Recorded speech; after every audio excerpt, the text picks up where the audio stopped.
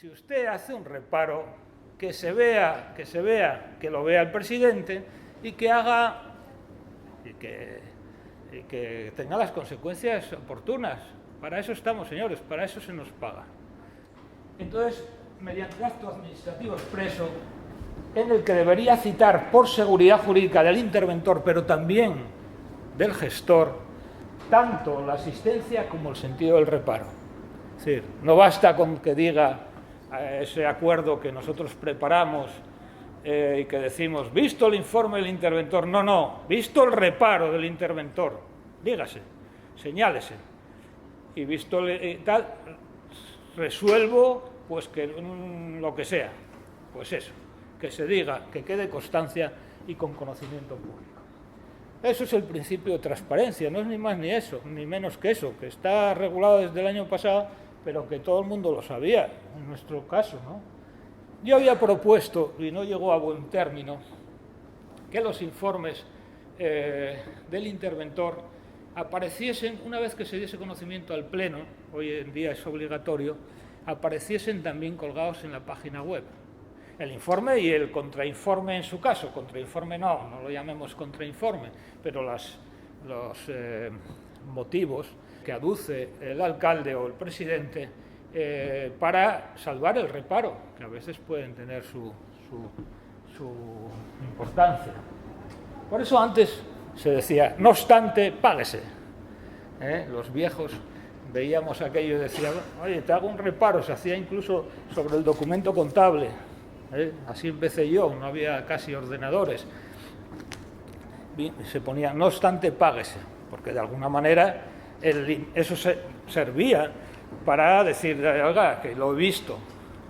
En otro caso, si no, pues efectivamente dentro del documento contable se ponía allí, oiga, que este reparo a mano, tal, lo he visto y por eso pongo el no obstante. Más cosas. Dichos acuerdos, por lo tanto, acuerdos de solventación de las discrepancias o de los reparos, deben constar, por lo tanto, en el libro de actas o de resoluciones de la alcaldía, porque así deben de ser, como todos. El órgano interventor deberá elevar el informe al Pleno. En cuanto a las discrepancias, también sobre esto hay cierto desbarajuste, ¿no? En base a diversas manifestaciones o informes de la Intervención General del Estado, podemos decir, primero, que solamente caben los informes de fiscalización, no cabe discrepancias en informes de control financiero, etcétera. Solo los informes de fiscalización. Solo caben discrepancias en gastos que aún no se han realizado. Es decir, en AS y en DES no hay discrepancias en fase de obligación reconocida, pagos o realización del pago. No hay. ¿Por qué? Hombre, porque ¿qué va a discrepar el órgano gestor si una factura, por ejemplo, no contiene los elementos que va a contener la factura? Nada podrá discrepar. Discrepe usted todo lo que quiera, pero si le falta el CIF, pues no hay nada que discrepar. Le devuelves la factura y ya está. En consecuencia, las discrepancias solamente caben en las fases de autorización y disposición. ¿Con qué periodicidad? La ley establece que todos los meses y además señala ya que como punto independiente del orden, la idea inicial era que fuese todos los meses, efectivamente, y eso se cayó. Bueno, la idea inicial y la propuesta que partió del COSITAL era que fuese todos los meses y de manera obligatoria. Tampoco dice que sea obligatoria, porque bueno, es obligatoria, pero si no lo mete el alcalde, ¿qué pasa, no? ¿Qué pasa si no mete los informes de reparo como pasaba hasta ahora, no? Vale, le vas para que se... Y el alcalde dice, pues no lo incluyo, ¿no? Hombre, yo entiendo que deberían de ser todos los meses, en todas las sesiones ordinarias. Claro, eso, el problema es romper la dinámica, ¿no? Entiendo yo, una vez que ya se haya roto esa dinámica, interpretar que ese es el sentido de la ley, de la norma, pues es eso, ¿no? Que se tenga conocimiento público. Yo ya digo que entre los aspectos que yo, a través del Consejo General intenté era que además se diese conocimiento en base al principio de transparencia, que una vez conocidos por el Pleno fuesen también colgados en la página web, con las alegaciones, por supuesto, también, o las motivaciones del órgano gestor, ¿no?, del alcalde, en su caso, o del Pleno, porque puede tenerlas. No siempre la palabra del interventor es palabra de Dios y, por lo tanto, puede haberse equivocado también, como cualquier otro funcionario. Otro aspecto precisión sobre la fiscalización previa, y por lo tanto tiene consecuencias también en la fiscalización limitada previa. Y es lo siguiente: la fiscalización previa hace referencia a la fase A y D. A y D. Sobre esto sé que también, a la vista de la situación, pues sé que también será polémico, pues hace referencia a la situación de la fase A y D, no hace a otras fases. Por lo tanto, no es aplicable a las fases de reconocimiento de la obligación o del pago, no es aplicable, es solamente aplicable a las fases de autorización y disposición. ¿Quién lo dice? Pues está en el 2188, en la Ley General Presupuestaria, está perfectamente explicado en el 2188 del 95, y, por si falta algo, dos personas, las máximas autoridades, digamos, en materia de gasto público en los últimos años. José Pascual lo dice en su última edición, pongo ahí, 2014, en la página 958, y Arnau en el Manual de Presupuestos del año 91. Arnau fue el interventor de Madrid durante años y fue una persona con mucho rigor. Por otra parte, en la fiscalización limitada previa, o previa limitada, requiere, primero, acuerdo del Pleno, y requiere que se haga fiscalización posterior.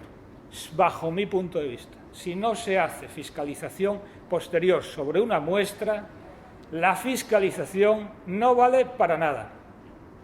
Es decir, no existe, es como si no se ha realizado.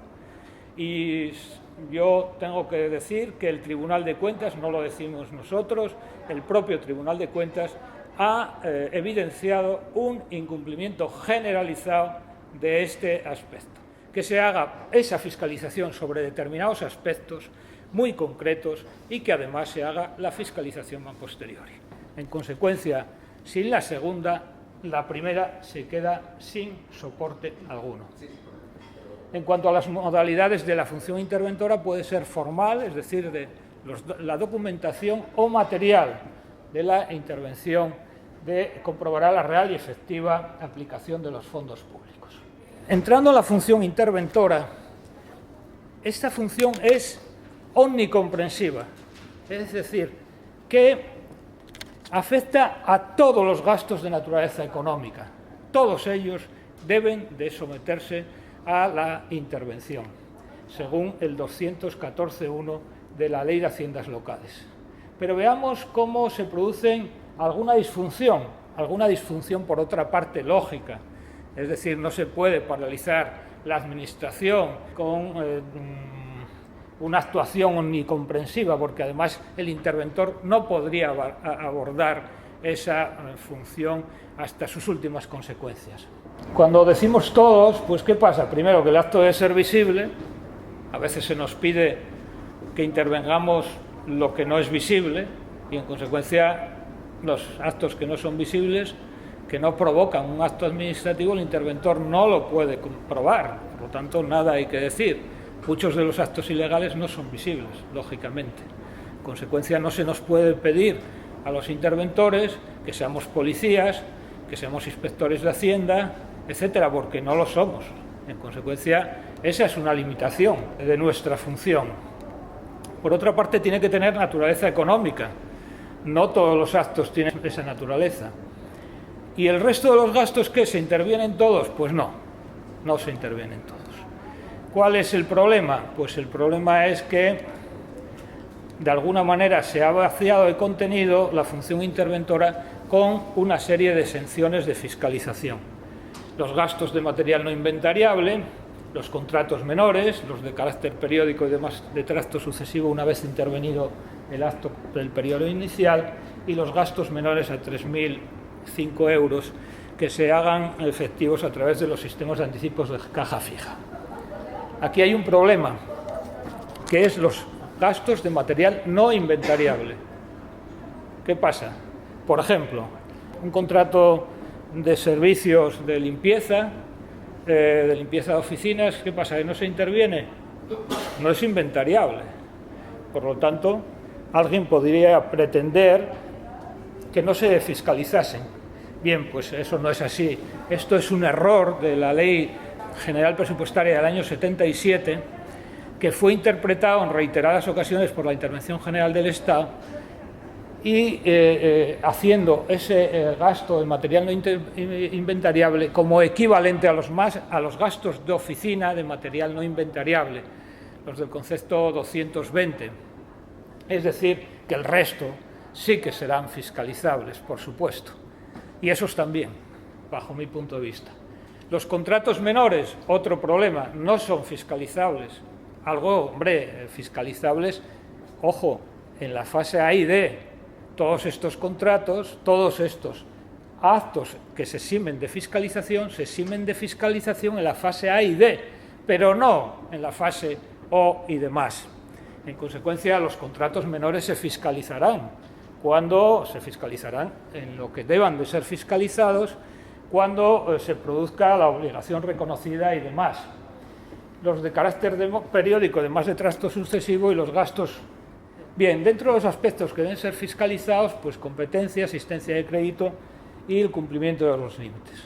Para determinar el órgano competente, la disposición adicional segunda de la Ley de contratos del sector público, pues establece pues un método para hablar de esto. Y esta, igual que se hacía anteriormente, pues se habla de recursos de carácter ordinario, el 10% de los recursos de carácter ordinario. Claro, eso nace de un aspecto, que es que antes existían presupuestos ordinarios, presupuestos extraordinarios e incluso presupuestos de inversiones. Hoy en día no es así, y el presupuesto es un presupuesto general, y por lo tanto no hay recursos, no hay conceptos equivalentes en la estructura presupuestaria a recursos ordinarios. En consecuencia, si se actúa con rigor, habría que sumar los capítulos corrientes, 1 a 5, y descontarle aquellos recursos que no son corrientes, es decir, que son de naturaleza extraordinaria, por ejemplo, las cuotas de urbanización, las contribuciones especiales, etc. Una vez hecho esto, nosotros cogeríamos el importe del contrato más IVA, esto está, primero ya se interpretó por la Junta Consultiva de Contratación Administrativa del Estado en el informe 38/2010, y esa cantidad, si es inferior al 10% de los recursos ordinarios, la competencia será del Pleno y en otro caso del alcalde. Lógicamente, en las grandes ciudades la competencia, y no me detengo en los contratos tan en el esquema, en las grandes ciudades la competencia es de la Junta de Gobierno, las concesiones de obra pública, de colaboración público-privada, también son de Pleno, y aquellos otros contratos de concesiones superiores a 4 años o que excedan de 6 millones de euros, pues son competencia plenaria. Cada vez que se haga una modificación habrá que tener, el interventor habrá que tener, bueno, los órganos gestores tendrán que tener ese importe a mano de manera general para saber dilucidar quién es el órgano competente para contratar. El sistema parte de una aprobación del gasto, una publicidad, apertura y valoración de las ofertas, fase D, acuerdo de adjudicación. Aquí aparece el tercero, a medida que se va realizando la obra aparece la fase O, reconocimiento de la obligación, la fase P y la realización del pago. Esto sería el resumen, y aquí lo que vengo a poner de forma esquemática es cuál es la situación a 31 de diciembre. A 31 de diciembre los créditos definitivos, que serían estos, podrían estar en distintas situaciones: gastos autorizados, créditos disponibles no utilizados, créditos retenidos no utilizados o créditos no disponibles. De estos gastos autorizados, parte habrán pasado a gastos comprometidos y habrá otros pendientes de comprometer. Estos los gastos comprometidos, partes se habrán convertido en obligaciones reconocidas y otros estarán pendientes de reconocer. Esta parte de arriba son los créditos gastados. Algunos quedarán en fase de gastos pagados y otros pendientes de pago. Estos pasarán a ejercicios cerrados. Como todo el mundo sabe, los presupuestos de alguna manera se liquidan, pero perviven en el tiempo. Y en consecuencia, la ejecución del presupuesto en próximos ejercicios va a ir mostrándonos no solo la ejecución del propio presupuesto, sino la ejecución de lo que llamamos presupuestos cerrados. A medida que se van pagando esas obligaciones y recaudando los derechos reconocidos, etcétera, pues esos presupuestos cerrados se cerrarán definitivamente o no. Todos estos créditos que están por debajo, es decir, que de alguna manera no se gastaron, son lo que se llaman remanentes de crédito. Esos remanentes a 31 de diciembre son anulados. ¿Y dónde está mi dinero?, dicen los concejales. ¿Y quién se llevó mi dinero? Tranquilos, el dinero no se lo ha llevado nadie. El dinero queda, digamos, en la institución en forma de remanentes, remanente de tesorería. Y por lo tanto no se llevó nadie. No, es que mi dinero, que perdí mi dinero. No. Bien, de estos remanentes de crédito, unos serán incorporables y otros no lo serán. En consecuencia, ¿cuáles son no incorporables? Remanentes ya incorporados de ejercicios anteriores, a excepción de los afectados, créditos no disponibles. Y serán incorporables mediante un control y a través de las modificaciones pertinentes. En cuanto disminuyan los remanentes no gastados, lógicamente el remanente de tesorería aumentará. Esta es una cuestión básica. Bien, se pueden incorporar. ¿Qué se pueden incorporar? Los créditos y suplementos que se hayan aprobado en el último trimestre, los créditos que amparen compromisos de gastos legalmente adquiridos, los créditos por operaciones de capital y los créditos autorizados en función de la efectiva recaudación de los recursos o de los derechos afectados, lógicamente con las limitaciones que establece la Ley Orgánica de Estabilidad Presupuestaria y Sostenibilidad Financiera. Esto permite modificar el presupuesto. Yo tengo elaboración, aprobación, esas incorporaciones, hago las modificaciones que correspondan y en la liquidación eso va a provocar una modificación del ejercicio N+1. Bien, en principio los créditos están pensados para que se gasten en el propio ejercicio, es decir, para que la fase de obligación reconocida se produzca antes del 31 de diciembre. Por lo tanto, esa es la idea inicial, ¿no? En consecuencia, el árbol de operaciones contables debería ser este. Yo hago una retención, autorización, disposición y sobre ella las OS correspondientes, las PES correspondientes y quedarán las otras para el ejercicio siguiente. En cuanto a la imputación al ejercicio corriente, bueno, hay algunas imputaciones que se derivan de la propia norma, es decir, son las de gastos de personal. Nada impide que se imputen en el ejercicio corriente los atrasos de personal y los gastos legalmente adquiridos en ejercicios anteriores. Sobre este particular, también el artículo 26, en relación con el 62 del Reglamento 500 del año 1990, establece la posibilidad de imputar al ejercicio corriente lo que se llaman los reconocimientos extrajudiciales de crédito. Este es un problema importante en el ámbito de la administración local. ¿Qué es un reconocimiento de crédito y cómo se utiliza de forma, en mi opinión, a veces anómala los reconocimientos extrajudiciales de crédito? Hay cosas que no son reconocimientos extrajudiciales y se aprueban como reconocimiento extrajudicial. Sin embargo, hay otros que pasan sin mayor dificultad. Bueno, como se sabe, los reconocimientos surgen como consecuencia de actuaciones, o deben de surgir como consecuencia de actuaciones irregulares que se hacen por parte de las corporaciones y que, por falta de consignación presupuestaria, etcétera, por diversos motivos, ¿no?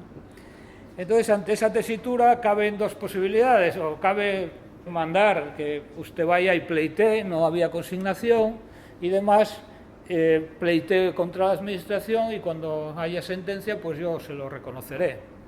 O, alternativamente, cabe que la Administración, por vía del enriquecimiento injusto, pues reconozca a ese particular que no tenía por qué conocer el procedimiento presupuestario o administrativo.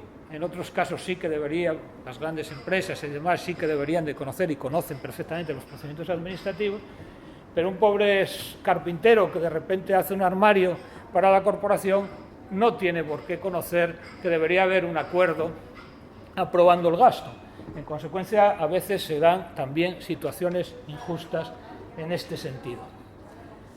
El problema fundamental que se plantea aquí es quién es el órgano competente para el reconocimiento extrajudicial de créditos. En este sentido, por una parte, el texto refundido de régimen local y el ROF establecen que el órgano competente es el Pleno, pero sin embargo el artículo 62 de la Real Decreto 500 dice que siempre que no exista, es el Pleno siempre que no exista consignación presupuestaria. Claro, llevados a este extremo de las cosas, resulta que siempre va a existir consignación presupuestaria cuando vaya a reconocer. En consecuencia, ¿de qué estamos hablando? No existirían reconocimientos extrajudiciales de Pleno. Serían, bueno, pues este planteamiento, bajo mi punto de vista, en los actos que carecían de consignación presupuestaria en el origen, o aquellos actos que son irregulares, deben de ser, bajo mi punto de vista, reconocidos por el Pleno. Pero la cuestión no es pacífica. Hay un informe, el 2017, del Tribunal de Cuentas, en donde de alguna manera pone de manifiesto que no, que solamente son competencia del Pleno. Bueno, habla de la necesidad de una regulación normativa sobre ese procedimiento, y critica el procedimiento, pero de alguna manera viene a recoger y a transcribir la competencia plenaria solo en los casos de inexistencia de consignación presupuestaria.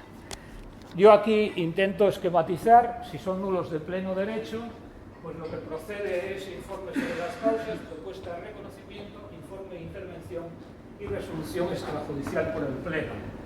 Si no son nulos de pleno derecho, pues el reconocimiento sería del alcalde, y si los gastos son legalmente adquiridos, que hay muchos gastos legalmente adquiridos, pues lo que procede es imputarlos directamente al presupuesto, previa incorporación obligatoriamente en los casos de recursos afectados, de gastos con financiación afectada, y en otro caso simplemente imputándolos al presupuesto sin más. A veces los compañeros no interpretan de esa manera, sino que meten ahí todo, absolutamente todo, con un tutum revolutum que de alguna manera no se acomoda a lo que está establecido.